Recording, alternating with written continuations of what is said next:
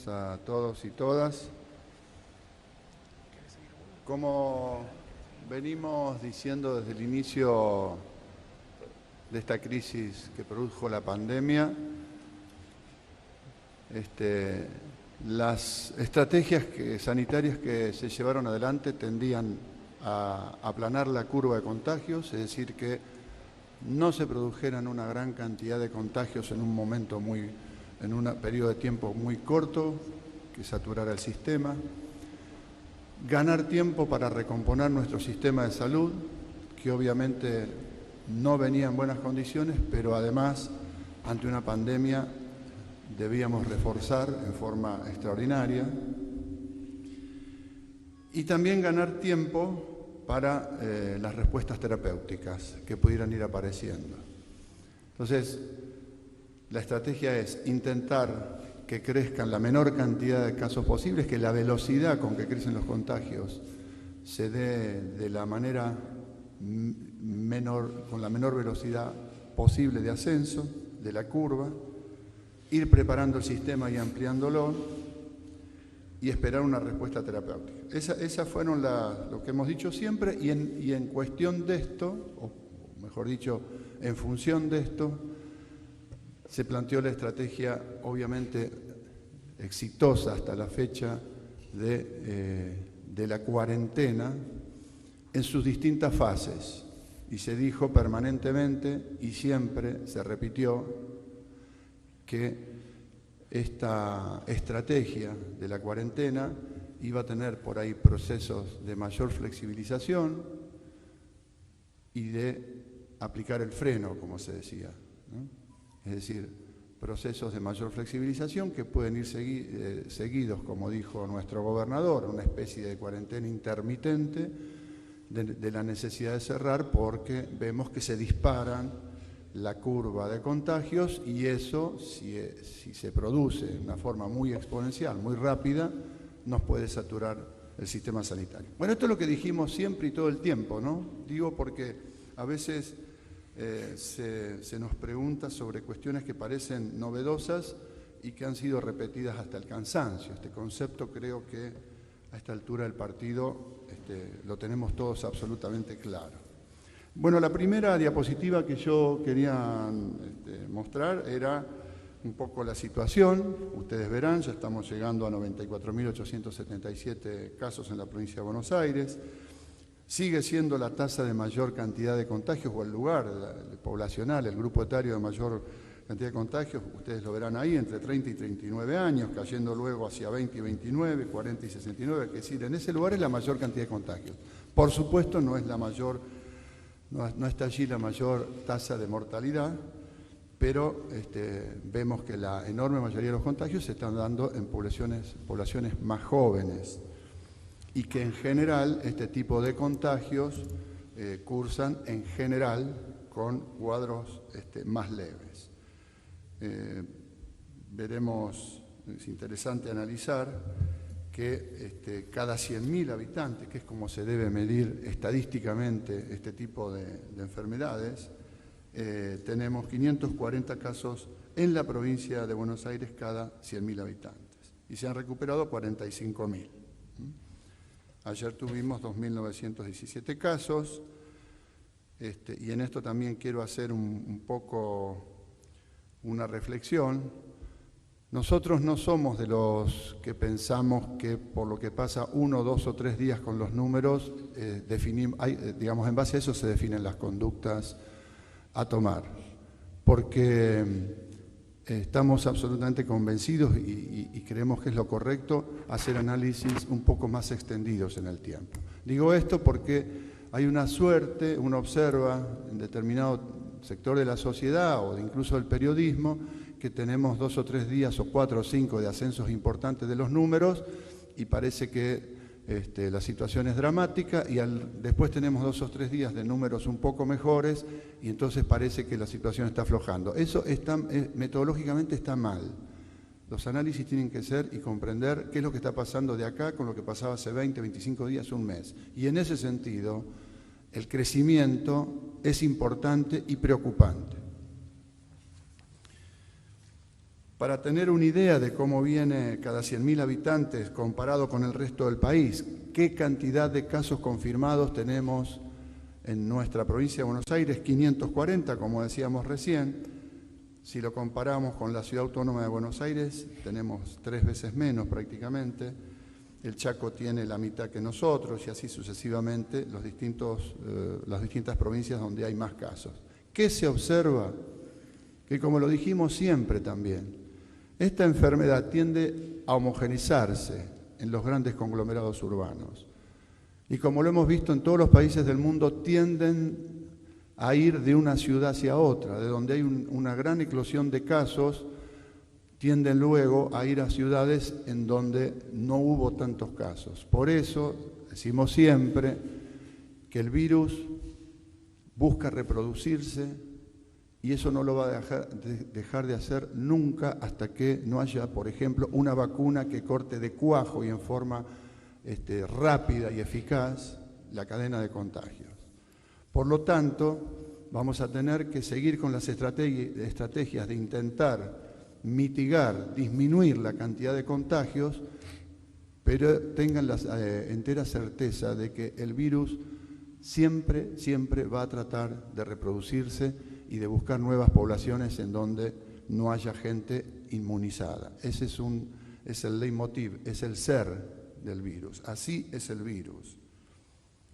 No hay magia, hay publicaciones de todo tipo. Estamos leyendo publicaciones de todo tipo, que si el virus baja, la contagiosidad no la baja. Si el virus baja su virulencia, no la baja. Hasta ahora no hay ninguna publicación seria que demuestre eso. El virus es tal cual es e intenta reproducirse y expandirse. Y en ese expandirse, en los grandes conglomerados, va tendiendo como una mancha de aceite, como ha sido explicado reiteradamente, desde donde comenzó por la mayor concentración de casos que ingresaron de afuera, se fue esparciendo como una mancha de aceite hacia todos los conglomerados urbanos.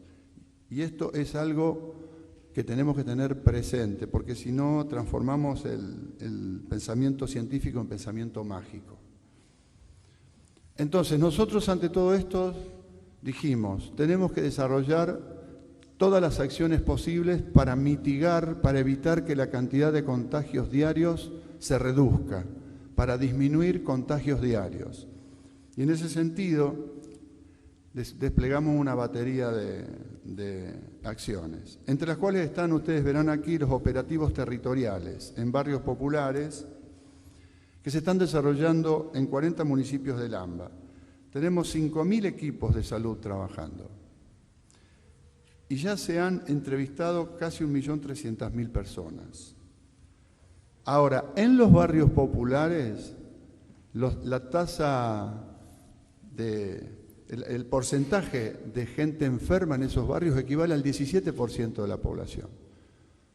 Y también hay un dato interesante, que estamos realizando varios estudios de prevalencia, es decir, de cantidad de casos de gente que tiene anticuerpos, estudios serológicos, para poder ir teniendo un diagnóstico de qué es lo que está sucediendo en cuanto a cuánta gente ya en esos barrios ha desarrollado la enfermedad y comparar esa cifra con cuánta gente nosotros detectamos efectivamente en su momento con un PCR, un diagnóstico de PCR, que tenía la enfermedad. Y volvemos a constatar lo que pasa en todo el mundo.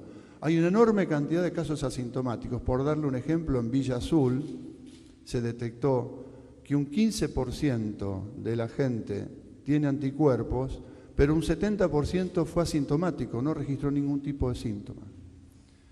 Digo también como un indicador del rotundo éxito que fue la intervención en el barrio Azul, en la Villa Azul, porque solamente se contagió un 15% de la gente. Es decir, el operativo fue tan eficaz que no se contagiaron como en otros barrios populares una enorme cantidad de gente. Es decir, fue tremendamente eficaz.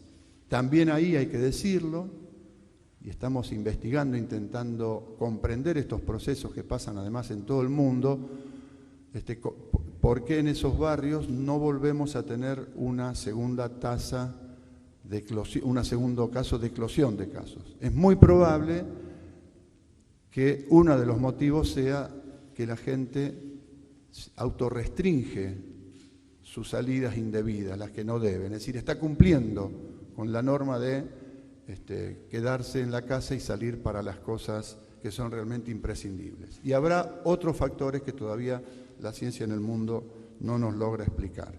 La otra estrategia fue ampliar nuestra capacidad de camas, como lo dijimos siempre, de todo tipo, extrahospitalarias y hospitalarias.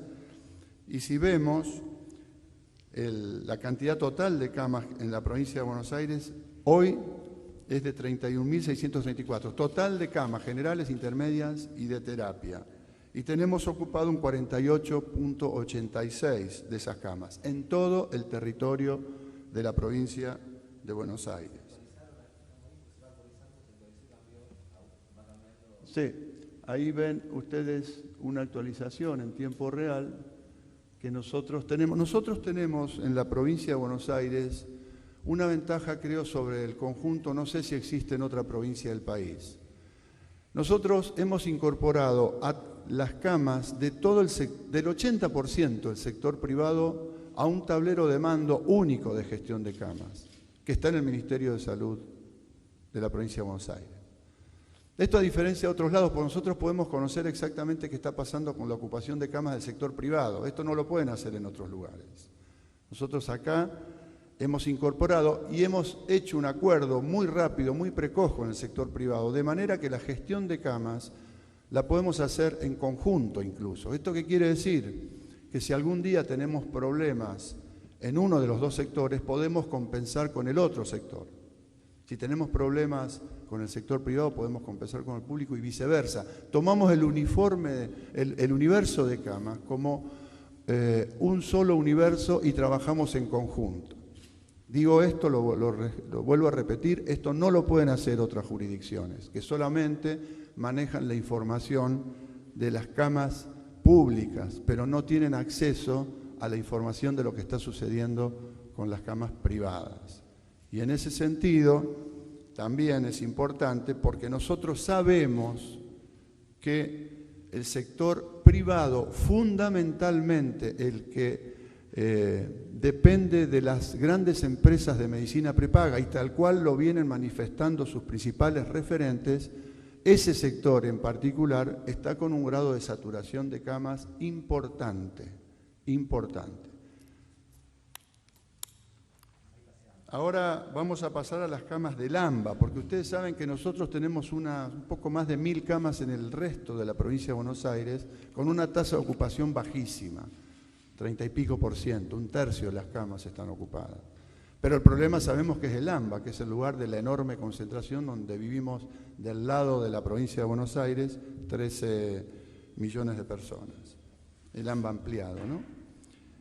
Bueno, ahí vemos que tenemos 20.977 camas en el AMBA y que tenemos un nivel de ocupación del 54,75% y estamos viendo allí cómo se reproduce en esto más desglosadamente, lo tenemos medido municipio por municipio, hospital por hospital, en el AMBA. Y este es un tema importante, ¿cómo es el nivel de ocupación de camas? ¿Cómo se ha ido dando el nivel de ocupación de camas? Fundamentalmente, mirando ahora, en esta diapositiva, al subsector público, camas de unidad de terapia intensiva. Y esto, ¿por qué es importante mirarlo? Si nosotros tuviéramos la misma dotación de camas del inicio de la pandemia, ya el sistema hubiese colapsado. Estaría absolutamente colapsado. Ahora, nosotros aumentamos de 507 a 1.063 camas, ¿no? Como se ve aquí, desde el 1 de mayo hasta el 24 de julio. Y vamos a seguir agregando camas de terapia intensiva. Pero quiero volver a repetir un concepto. Este tremendo esfuerzo que está haciendo el gobierno y el pueblo de la provincia de Buenos Aires en aumentar la cantidad de camas de terapia intensiva, si no va relacionado de una moderación, de una modulación en el crecimiento exponencial de los casos, a lo sumo aguantamos algunos días más el proceso de saturación. Es decir, que hay que ir jugando permanentemente con los dos aspectos. Bajar todo lo que se pueda a través de medidas de restricción fuertes cuando hace falta, la cantidad de nuevos casos, y por el otro lado seguir ampliando todo lo que se pueda el sistema sanitario. No sirve ninguna de las dos cosas por separada, no sirven, tienen que ser las dos cosas al mismo tiempo. Como vemos, el porcentaje de ocupación de camas UTI adulto no es alto en este momento, porque estamos agregando más camas. Pero vuelvo a reiterar una vez más, tiene que ir de la mano de que no se nos disparen las cantidades de casos, porque si no, todo este enorme esfuerzo de agregar y agregar camas de terapia intensiva, con todo lo que implica, ustedes vieron los equipamientos de protección personal, los equipamientos de aparatología, pero principalmente el sector de los trabajadores de la salud. Y acá también quiero hacer una mención especial a que se está trabajando muy bien en los comités de crisis y se está trabajando muy bien, por ejemplo, con la Sociedad Argentina de Terapia Intensiva, porque necesitamos hacer un rediseño de todos los procedimientos que estén acordes a los procedimientos, a una situación de crisis. Y se está trabajando en ese sentido muy bien con los terapistas. Pero también teníamos que mejorar nuestra capacidad de diagnóstico. Bueno, recuerdan que en la última conferencia, si no recuerdo mal, se mencionó que teníamos 31, 32 laboratorios. Hoy, a una semana, ya tenemos 38 laboratorios. Y hace una semana procesábamos 5.500 muestras, hoy procesamos 7.000 muestras diarias. El objetivo lo alcanzamos antes de lo que habíamos pensado. Habíamos pensado para 2 semanas, a una semana ya estamos procesando 7.000 PCR famosas por día y vamos a seguir aumentando. Fíjense que hay hospitales nacionales, provinciales, municipales, universidades nacionales, el INTA, el SENASA, todo esto coordinado por el Ministerio de Salud de la provincia de Buenos Aires. Estamos aumentando en forma importante nuestra capacidad diagnóstica. Pero además se habla mucho, y está muy bien, del rastreo, el rastreo territorial, de los cuales ya vimos la enorme cantidad de visitas que se han hecho territorialmente y que se han detectado miles de pacientes o de personas que tenían el virus y se los pudo aislar a tiempo. Pero también hemos desarrollado el rastreo telefónico, 14 centros provinciales y 40 centros municipales, 40 centros municipales. Son 54 centros en total que procesan miles y miles de datos de llamadas por día y de seguimiento telefónico de los pacientes. Todo esto, vuelvo a repetir, tendiendo a ir a preservar una situación en donde se produzca la menor cantidad de contagios posible, que cada persona que se contagie quede realmente aislada. Si va a un centro extrahospitalario es lo ideal, si va a estar en la casa en condiciones que se pueda estar, tiene que ser seguidos telefónicamente y eso es lo que se ha hecho. La otra estrategia que le decía yo es esperar la aparición de las respuestas terapéuticas. Dentro de muy poco se va a empezar a probar el famoso, creo que se conoce, suero hiperinmune. Ustedes saben que hay más de 15 vacunas en ensayos clínicos en el mundo. Argentina está participando y va a participar de algunos de esos procesos. Y también quiero mencionar el tema del plasma, no solamente porque nos está dando resultados realmente muy buenos en términos de salvar vidas, que por supuesto para nosotros es lo más importante, sino que también nos ayuda a gestionar mejor las camas de terapia intensiva, porque los resultados que observamos claramente es que reducen los tiempos de estadía en terapia intensiva o se logra que esos pacientes a los cuales se le da el tratamiento, si aún no habían ingresado a terapia intensiva, no ingresen. Entonces, nos ayuda a salvar vidas, a mejorar la condición clínica de la evolución de la enfermedad en muchos pacientes y también a esto de gestionar mejor las camas de terapia intensiva porque evita ingresos.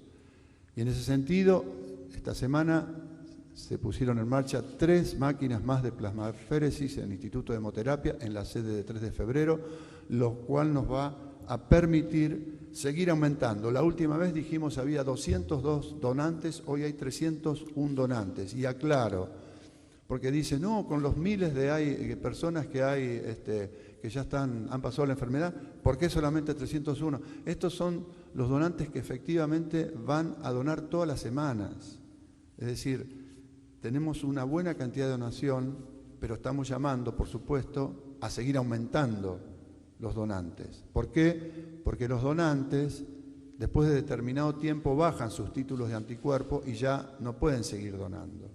Entonces necesitamos seguir alimentando permanentemente y fíjense que hemos producido 856 unidades, 49 unidades por semana, lo cual nos dan unos 200 tratamientos semanales. Y nosotros queremos, unos 160 tratamientos semanales. Y lo que estamos queriendo es llegar al objetivo de los 200 que estaba planteado para esta semana, ya se está llegando y queremos aumentar a 300 tratamientos semanales. Eso, porque recuerden que cada donante da 4 tratamientos. Entonces, eso realmente nos produce una posibilidad muy fuerte de seguir usando este recurso terapéutico mientras esperamos otros, quizá que sean mucho más escalables, como puede ser el suero hiperinmune o, por supuesto, la vacuna. Y eso también es otro logro de la cuarentena, ir logrando que todos estos avances terapéuticos que están apareciendo nos mejoren las perspectivas para miles de personas. Yo acá voy a terminar este informe, le voy a pasar la palabra a Nicolás, que termine de redondear algunos conceptos y bueno, y luego quedaremos a disposición para las preguntas. Muchas gracias.